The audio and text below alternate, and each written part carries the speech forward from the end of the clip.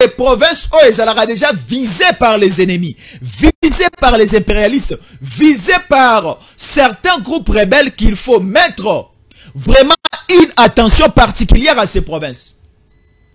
Nous disons ceci, nous avons besoin de bons collaborateurs tout autour du président de la République pour essayer de sécuriser les territoires nationaux. C'est très important, Makambo Tozoloba. Ici, tel général est traître, tel officier a traître, tel officier a coopéré avec le Rwanda, tel officier est en communication avec telle ou telle autre personne. En matière de sécurité, il faut être crédible devant l'État. La police face à la population. Et la population est attachée à ce que nous appelons la société civile. Et c'est la population qui peut commencer à chaque fois à donner des informations, soit à la police, soit au service de sécurité, au service d'intelligence, soit aussi au service des renseignements. C'est très important.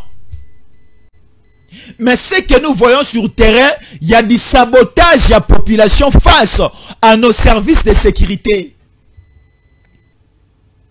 Il ne faut pas entrer dans cette polémique. Oh, Songolon Pakalo. Non, nous avons besoin que nous soyons dotés de généraux à Makasi. Naba généraux te bakwa koko ta songi na kasi armée na biso. Nous avons besoin de bons généraux au ba tombola l'armée congolaise. Bomoni ezande bongo. Sikoyo awa les informations sur qui bandeko ba congolais ba comment poser la question. Est-ce que Jésus encore le bakangi arimaji? So bakangi arimaji na olobango siko bozela boyo kate. Nous sommes dans une période où certaines stratégies de l'armée, certaines stratégies des services de renseignement, tout le barra souté. Dans ce qui concerne les renseignements, dans ce qui concerne l'appareil de sécurité de l'État, à un certain niveau, on nous a appris aujourd'hui, il faut essayer de doubler ou encore de rouler ou encore de tourner nos langues 7 fois avant de parler. Oui, nous avons des informations. Bamaniko Kangabatu. Bakanga Keri Kukuba, Naeba Kiango depuis janvier, mais Nabo Ekoloba. Tangu ba service, le porte-parole, il y a armée à Ebisibiso Toloba avec l'image à l'appui Netolobi. Bakangi Batwa Sika Bazala Kinananga. Nakoloba Bakombo na bango na nute. Bakangi Batwa Sika. Maintenant, le problème c'est quoi? Batu Obaza ko travailler na Batu Obaza elongo na nanga. Bazo Zelatolo Bakangi telle personne. Pour ba fongo la procédure, processus, ya koluka commerce ki abaroyu ko atteindre mutuwana, pour ba pekisaye ko citer ba kombo na bango. Alors, à l'heure actuelle, le Congolais, écoutez-nous. Laissons maintenant le travail à nos services de sécurité de faire le travail. À nos services de renseignement de faire le travail. Parce que si nous commençons à citer les noms en désordre et les complices de toutes ces personnes baobenga bango no bakangio ata bakomi pena kokonaneo kotanga kombote. Oui, si à son époque tant bakanga ki na mois de janvier Eric Kuba ce qui biso ba Jésus encore tolobarake bakangi l'un des membres ya AFC ananga Eric Kuba balinga eba luka moyen ko joindre ezana bato belé ezala nanga koma ko luka Eric Kuba. Akansi Eric Kuba Koufi. Oh, Eric Kuba était ici à Kinshasa. Batebele o ba communicaka. Baza en coopération avec le M23, avec les Nanga, avec Eric Kuba. Ba eba kita. Ba ekoye ba yango elongo moko na biso.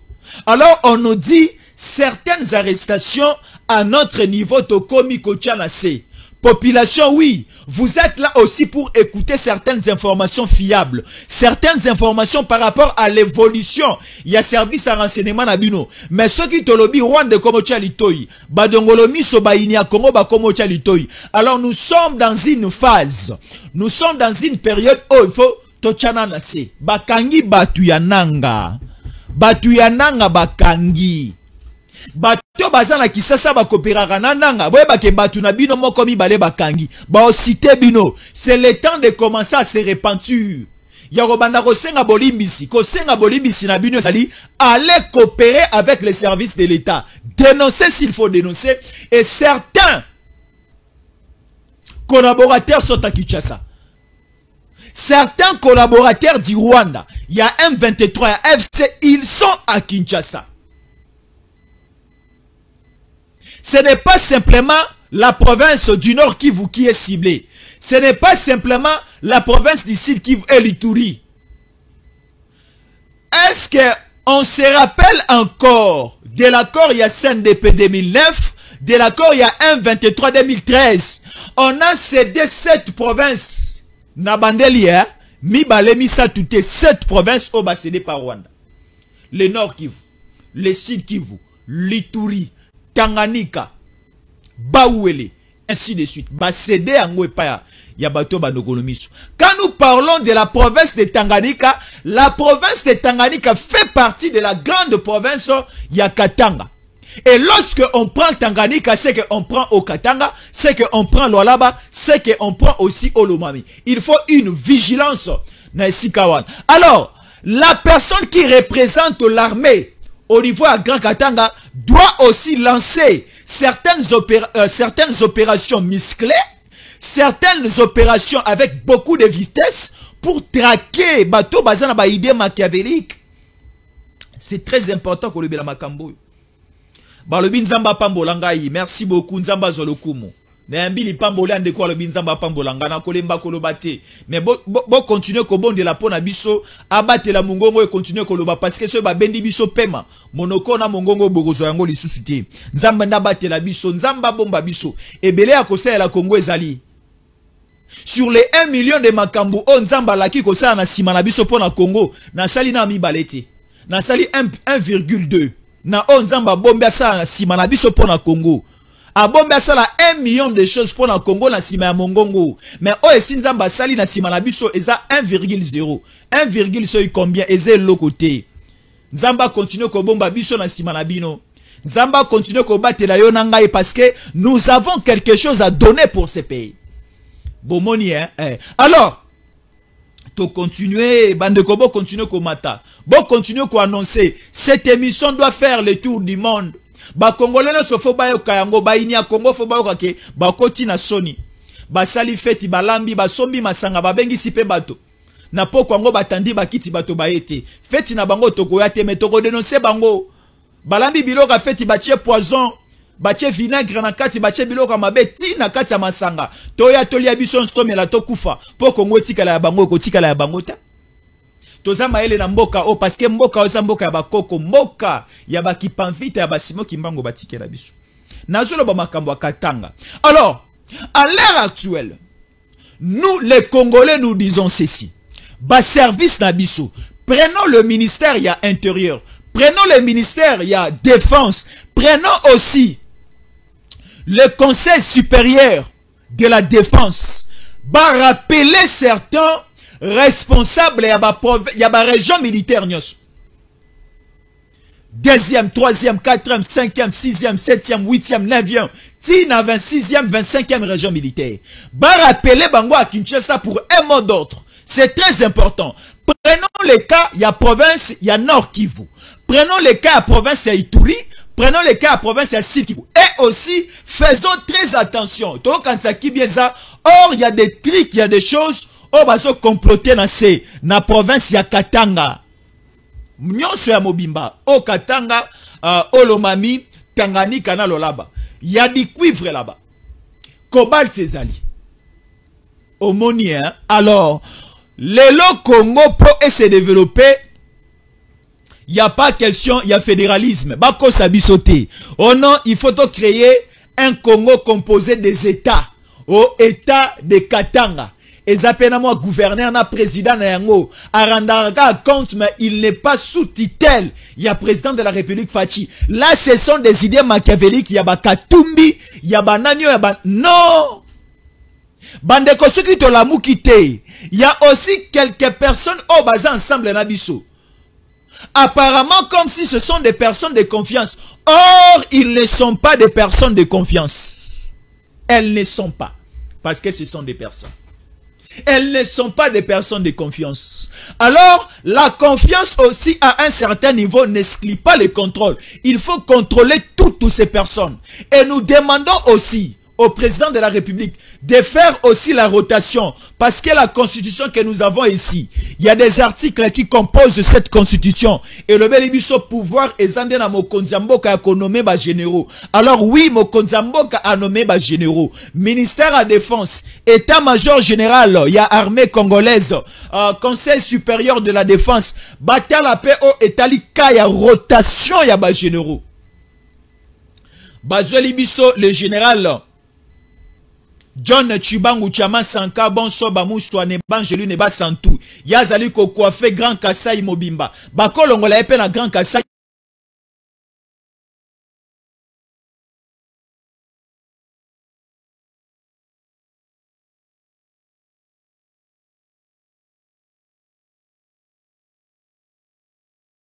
ainsi de suite. C'est très important. Il faut tout sur la Makambo Bomoni, hein? Nous sommes en direct. Veuillez vous abonner parce que ici, il y a les Iba Maele. To banda komata mo muke, to banda komata to pusana. Mes sincères félicitations, mon frère. Merci beaucoup de féliciter Bisso. Ah, on a commis si mototé. Nalobaki makambu o toza na besoin ya kimia na mboka.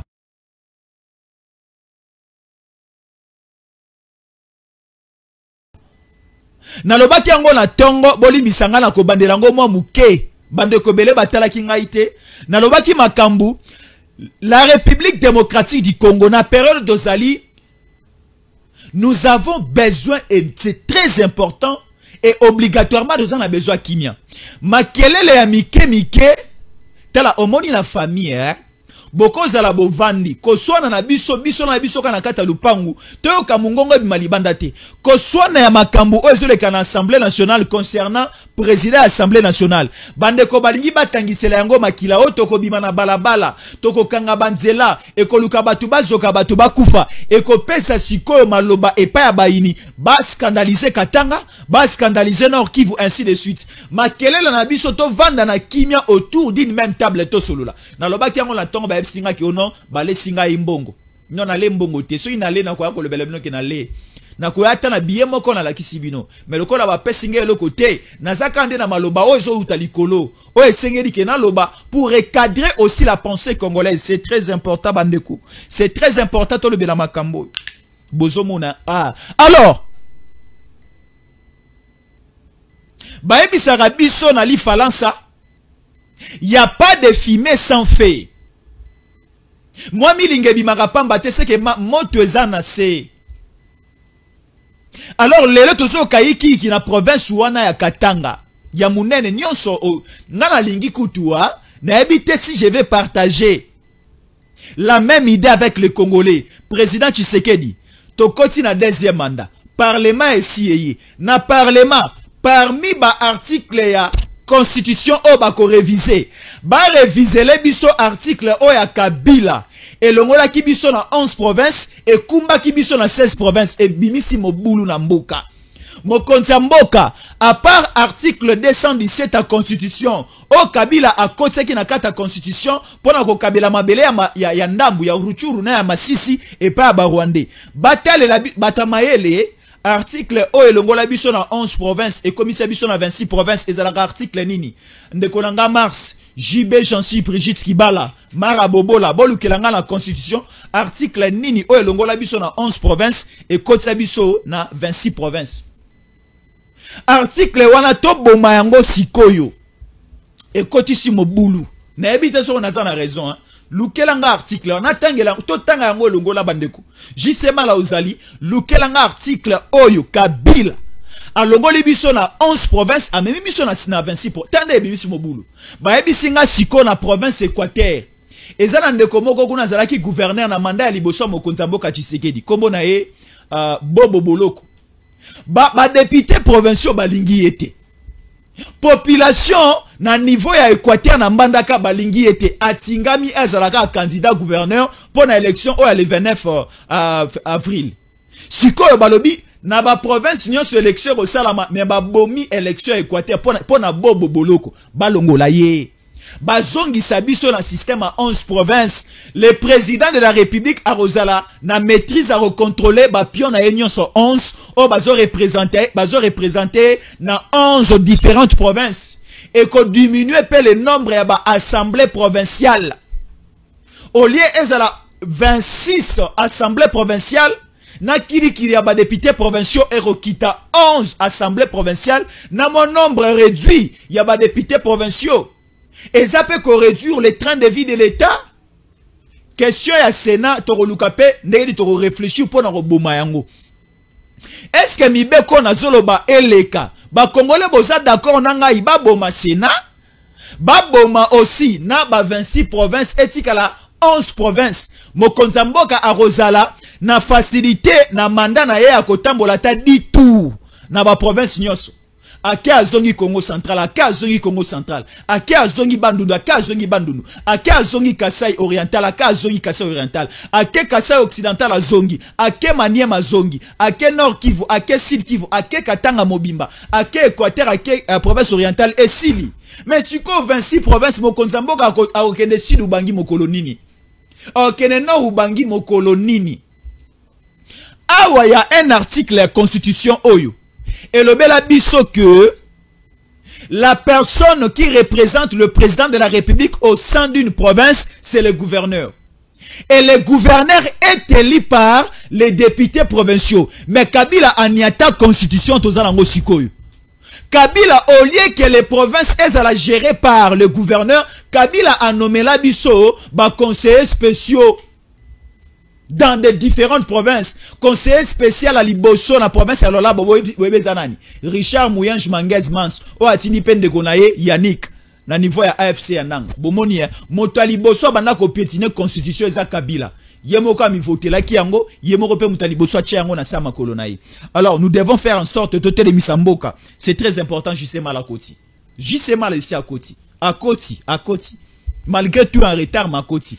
J'en sais qui bala lobi na ebisa juste malake tangu kela se bandi to bandaka elongo koyaka na katikati te parce que matière ici banda koyaka ko tuna Jésus loba kini na bandeli et si na loba kini na ko répéter te voilà vous êtes obligés juste mala ce que monsieur sili yo moko kozongi sa na bandeli o kama kamuna loba kini bandeli na pesi juste mala mbote nzamba pambola yo nzamba pambola juste mala nzamba pambola juste mala. Alors nous continuons. Maman Sophie Kibo ba penzamba pambola yo mokoti apambola na libota mobimba yo mokote Maman Sophie Kibo na papa na bayaya na nga nyonso na baleki nyonso pambola bino maman na nga pe baati walesa depuis la Grande-Bretagne aza kolandanga depuis Londres na Chelsea wana na Chelsea na pesi mbote ba Congolais baza ebele baza kolanda biso ba Congolais baza ebele ndeko pe Sandrina alobina tanga kombo na e Sandrina na pambolio Sandrina na pambolio apamboli pe Jisemala bande ko nyonso tango koki ba ko sepela na ba ko pe so bambote na ba commentaire na ko continuer. Alors tolongwa na système à 26 provinces mokonza mboka azala na 11 gouverneurs o bazo gérer les 11 provinces mokonza mboka azala na 11 région militaire au bazo surveiller les 11 provinces mokonza mboka azala na facilité à ko banda ko sillonner mokonza mboka ko vanda kisasa te kisasa eza Congo te na ebisi biso kisasa eza Congo te ngana zana kisasa mais bande ko bazana province et mo ba koti la biso moi jalousie boni ka bango bazana papa Tshisekedi biso papa Tshisekedi ko yepa na biso te mais papa Tshisekedi ngo ko tambola ndenge nini na complication ya makambo o Kabila tikala ko installer ye akoya Sud Ubangi mokoloni no Ubangi na Bujala epa banani mara bobola mokoloni na Sud Ubangi ok na geme na koya mokoloni mais so bazongi seli biso yango na terre ya muke ya 11 provinces mokonza mboka koya na Équateur mara bobola gouverneur kuna atambolisi rapide gemena Guadolite pa abimisi rapide azongi ngana memi mokonza mboka na Congo central na kiena na mwanda boma matadi na zongi sie bande kwa kana ngape mujuma e bazui ya Goma Équateur tout atamboli ya zongi apemi muke après x azongi disu ba province wana a surveiller misala nenge ya ko salam biso siko na tango ko RDC de komi ko sunga mokonza mboka tellement ko iko tambola te parce que la tâche est trop difficile ne siko dadi Stéphane Balamonge auti kananga asuki wana te aketi na shit katende alaxi mokonza mboka tala makambo ya ko sala makuna mais belé ya ko sala sueza c'est très important tout sur makambo C'est très important. Tout sur la makambo. Il y a un militaire. Ah, Komelinga, il y a un message dans un militaire. Ah, Komelinga, beaucoup de na bandi na ngana nuti. Na lobi déjà ya motuya, mais ya motuya makasi na nina bakisa. Boyo kasuko eloko. Alors, nous rentrons en Kinshasa.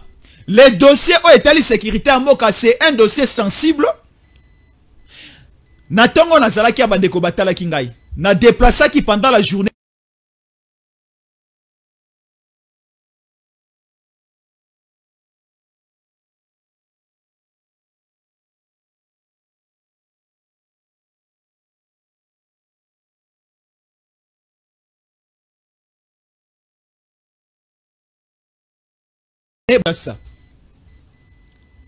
Il y a une situation, Marabobo là, vous allez déjà.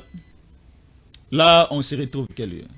Mara, merci beaucoup, bonne année, on va s'appeler. Moi, je suis en direct parce qu'il y a des Congolais, il y a beaucoup de matières là qu'il faut parler avec des Congolais. Alors, nous rentrons à Kinshasa pour traiter la question, il y a GLM PPRD fermé. On nous annonce ici. Prenons d'abord la question, il y a PPR2. PPRD, nous connaissons, c'est un parti politique. Ngana lingina kota na polémique, il y a batouté au Bazali Kolobake, et ça un groupe de gens, une milice, non. PPRD d'abord, ce qui toquait dans le ministère intérieur, c'est un parti politique, et ça répertorié na plus ou moins la liste à 700 et 750 partis politiques. Président Tshisekedi était à l'émission de nombre de partis politiques et Kabila n'a pas de nombre de partis politiques et Kabila. Président Tshisekedi. Siko Awaboy. On nous dit que siège ya PPRD Bakangi yango, c'est le régime en place ne Kangi siège ya PPRD. Non. Le régime en place n'a même pas cette idée, n'a même pas cette intention d'aller fermer le porte, il y a PPRD. Mais qu'est-ce qui s'est passé? Suivez-nous bien avec beaucoup de précision. Le PPRD, selon leurs informations, selon aussi ce que nous connaissons, c'est un parti politique national. Mais le PPRD, direction nationale Nabango, ça va vous permettre dans le bango dans langage, direction générale Nabango, c'est à Kinshasa. Et permanence Nabango, et sika au secrétaire général na bango azalaka, c'est au niveau à commune à Gombe, na avenue Batete là. Vous êtes à Gombe, non loin à boulevard du 30 juin, donc croisement boulevard du 30 juin, et vous montez Batete là. Avant d'arriver à l'avenue, au Memibisoti, na niveau à hôpital, Yangaliema, et l'avenue qui descend jusqu'au niveau à Grand Hôtel, il y a le secrétariat général, il y a PPRD Zawan. Et cette maison-là, ça appartenait à quelqu'un. Et la résidence, la maison, bazwa yango en otage pendant plus ou moins 18 ans. Sans que ba somba yango, sans que ba futa loyer na yango. Et à l'heure actuelle, kolo na yango, le propriétaire de la parcelle, a zongi na ba droit na ye. Il a récupéré sa maison et ba bimisi ba dossier, ba bimisi peut perdre mon bache kadena. Bache chaîne. Donc bata pe perdre o bayaka wana na batete la ba komo va na sanzete. Ba komo telema na balabala. Ba bimisi bango. Maintenant on se pose la question de savoir pendant 18 ans avec les moyens o bozala ki nango bo misombeli permanence te. Bo mitongeli te. Bolimbi sangana betela ndeko baati lukwebo président ya AFDC Amaboko. Azui mongonga atongi secrétariat général à parti na ye. Bijou, onga na pesi longonia, mais na ebesika zumbongo te. IDPSP, bazalaka na siège na bango, eza ya bango ba foutela raté na 10e rue. Mais PPRD abandai ko foutela. Mais apesa kape mbongo chaque fin du mois te. Yango kololo bango aye ko zwanda kuna ye azongi na ba droit. Sikoyo, où est maintenant la faute? Où est maintenant l'intervention? Où est maintenant la main mise du pouvoir ou encore du régime en place? Toti Kabiloba Loba, c'est ça la vraie version. Bakangi ba porte na bango parce que ba ko futa mosolo ya bayer te. Bakangi. Na ebisaka bandeko lelo bazana ba locataire. So nzambe na pamboli yo somba ndaku te. So ki na nzamba pamboli yo okoma bayer te. Oza locataire. Po ba pesa yo respect na lupango ali ko futela. Futaka na mbongo na bango a loyer. au fouti régie des eaux, au fouti national, au vandi kimia. Bako peso bonjour 40 fois par jour. Bako tosa yo, bilamba na yoza na singambule linge beta bakoti la yo. Bazo toso pourquoi? Parce que au foutara loyer na bango na kimia, au foutara facture national na kimana ya mai na kimia. Mais ceux qui osa un mauvais payeur, un locataire qui ne connaît pas honorer ses factures, qui ne connaît pas honorer aussi le contrat locatif naye bako respecter na kati lupa mutin tala siko peperde ba bengani bango ba mesa ba papier mikanda na bango ezali banda tangu papier mikanda ko bunga o régime Tshisekedi oh non, ce n'est pas le régime.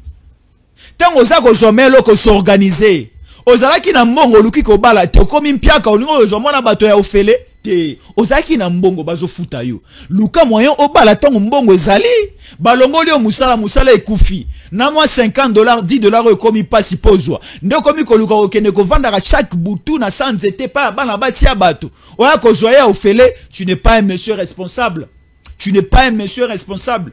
Yebaka ko organiser makambu na otango ba moyen ezali ezala te que non soki na zui ndena non soki ozwaka déjà au salaranini. Essayez de nous organiser, c'est très important bande konanga. Merci beaucoup de partager cette émission. Nous parlons, nous donnons aussi certains conseils, c'est très important. Merci beaucoup de nous encourager. Ceux qui Jésus le bi malamu, le bas que Jésus le bi malamu. Ngai komo nanga Jésus. On m'appelle Jésus Ankole. Kombo tatana maman va pesa nga tango na bimi na mokili ya yambo. Ya liboso kaka va bien non, mono kombo ne Jésus. Maman nanga kombo ne Marie. Papa nanga kombo na e Grégoire. Baboti Jésus Ankole mais bino nyonso boza kotala biso. Boza baboti na ngai. Ba maman nanga ba kotala nga siko yo oza maman na ngai. Oza papa nanga kobwaka ngai te koboya ngai ti. Oza papa na ngai, oza pe mama na ngai. Yo oza kotala ngoza ya na ngai nazaleki na yo, nakotosa yo, nakomankaka yo mokolo moko te nakotosa yo. Ndenge na ali kotosa jisema la ndenge nakotosa yo. Boko ka ngai te na déplacer balangage na ngai liboso na bino, mais tolinga nde mboko yo. Tolinga mboka o to bunda nde pona mboka o, c'est très important. Merci beaucoup. Merci beaucoup na bande ko baza kotala biso. Alors, Tolobeli Maramba peut perdre, assure que tu comprendre. Alors, prenons maintenant la question, il y a je l'aime. Je l'aime, nous connaissons, bandeko baebi ki sasa, bako comprendre makambo otokolo basiko. Nous sommes au niveau, il y a commune, il y a Gombe. Et je l'aime, c'est au niveau, donc vous prenez l'hôpital Ngaliema, vous prenez Grand Hôtel de Kinshasa, vous prenez l'Hôtel du Fleuve, vous prenez aussi Jelem. Donc c'est un quartier comment qui miné. C'est un quartier où il y avait plus la paisibilité au niveau de la vie. À l'époque, il y a un régime passé. Yonani, au pousse à la pembeni Hôtel du Fleuve. Yonani, au kende sima ya hôpital, Yangaliema. Jelem eza espace oyo eza le pangu ou encore ce qui vous permettre ngana le belayango ezali qu'est-ce que je peux dire eza le pangu à monene hein eza et un site moko monene eza il y avait une grande clôture liboso boy ezala ki na résidence ya ndeko Kabila mais juste derrière il y avait une autre avenue. Oh, batomosu so baza na besoin pour comme na venir na bango, il faut passer par ici. Et si vous sortez de l'autre côté, il y avait le mausolée de Musée Kabila.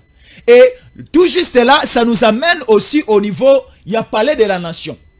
Bato baebi Gombe, bako comprendre makambo naza koloba. Alors, qu'est-ce qui s'était passé? Il y a de l'embouteillage énorme dans la ville province à Kinshasa. Embouteillage eza makasi na niveau ya komi na Gombe na oti Gombe siko avanaya na oti Gombe ka siko avanaya ana plateau na oti Gombe na oti kutana mokonzi moto soyo na ye na oti Gombe siko Gombe embouteillage eza makasi. Maintenant pour désengorger le boulevard du 30 juin et désengorger aussi certaines avenues secondaires, il a fallu aussi déboucher au niveau ya Jelem. Créer aussi des tunnels, place Miro et Soukeli, place ba veni o ba kanga yango volontairement selon la volonté ya bato mosusu. Alors il a fallu ko tobola ba mituka e banda koleka à l'époque à Mobutu mituka e banda koleka place wana GLM. À l'époque il y a ba belge. À l'époque ceux qui a banane mituka e banda koleka wana kaka na régime passé ne ba ko bloquer makambu nyonso. Et comment qui ozoleka pembe na GLM okangi pema.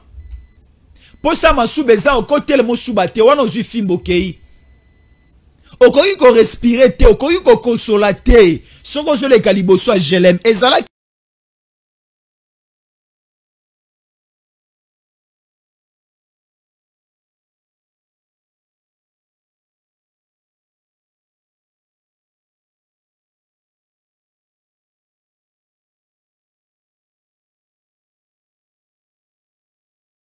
il y a urbanisation. C'est là bande qu'on a biso ya service de transport et ba service na biso ya OVD office de route, il a fallu ba tracer ba venir ba tracer banzela ya sika pour permettre à certaines parcelles, à certaines maisons au bazan na sima, bazwaka couloir banzela ya kolekela et créer aussi une circulation normale à cet endroit-là. Bato bakendaka wana bayebi makamna zoloba. Bandeko bakendaka Grand Hôtel, Hôtel du Fleuve, bakendaka du côté à parler de la nation, bazwaka banzela na bayebi. C'est très important de parler de ces choses. Yo kan de ko yabisinga mawa makasi to uti musika mama na ngai ndeko langa Sandrina Mawete ndeko Sandrina Mawete to uti musika. Alors ce n'est même pas le président Tshisekedi, ce sont les services au batala rakotambo la circulation à mituka, circulation à bateau, circulation à moto, selon aussi certains embouteillages comme na Kisasa, ba le faut ba pasola banzela mususu, ba bongisa banzela o ekangama, ba fongola pour que circulation ezonga makasi ezonga na kimia na gomboko bimela a okoteli kuno zongeli ne ba fongola banzela na GLM et comme mokonza mboka ya sika atindi babuka ndako ya mokonza kala. Non, ce n'est pas ça. Comprenons ces choses. Nde basali ba misala wana baibi ata tonga mutute baibi ata mbuma lisangwa mutute bakabolika ndenzela baloki batu babimo bakota. C'est très important. Alors na komo sukela awa na sukeli awa siko na lingina bimiseloko. Est-ce que boa koyo kanga na bimiselo ka suka po na osukela na osukela nanga awa na ko mela sute na zo sukela awa na zo bimiselo ka suka. Merci na bande kotu ba kota la biso de partout. C'est tango koki RDC, la meilleure des chaînes en République démocratique du Congo. Nous sommes suivis de partout. Nous sommes suivis de partout. Na oki congolais moko boya apesinga maela sika apesinga maela sika na kolanda yo depuis Nouvelle Papouasie na bi na mokilo ya nzamba se oyo mboka pe babenga Nouvelle Papouasie zalaka ayebisinga ngana za congolais de père et de mère menaza na Nouvelle Papouasie na pesi bande konosa Nouvelle Papouasie mbote ndeko mosu na Bangladesh na ba congolais na Bangladesh na ba congolais na niveau ya Singapour na bité nzamba pambola mboko yo. C'est un pays de guerriers, c'est un pays de courageux. Congolais boluka mbongo, Congolais biko bunda pona libota, Congolais biko bunda po bana na mwasi balata balia balala malamu. Congolais boluka mbongo, Congolais longo Kisasa keti Luanda akiko luka diamant na kanfufu ayena ngo apapa mboli famille mobimba achepe dim na ye asumi pe lopango asumi pe mutuka asumi pe ba moto engagé pe bato pese bato musala. Congolais buko luka mbongo, Congolais za fainéante, Congolais za fainéante. Mais na mboka on a régime passé ba komisa biso ba Congolais ba fainéant, ba komisa biso na vie à Paris foot na winner, ba komisa biso na vie à PMI, ba komisa biso na vie à kosenga le mo jale le bande pa na bango fo kumisa bango embela bango ongulumela bango o tandama na molongo po bakabela yo ba pesa mosala lokola biso toyokola ko kumisa bato te toyokola pe ko sanjola bato ko tombola bato te yango ba pesa biso mosala te biso toyebi ko lobela mboka oyibi to lobi ko oyibi oza ko sala malamu to ko sala malamu te na komi na suka jansi kibala na sukeli awa.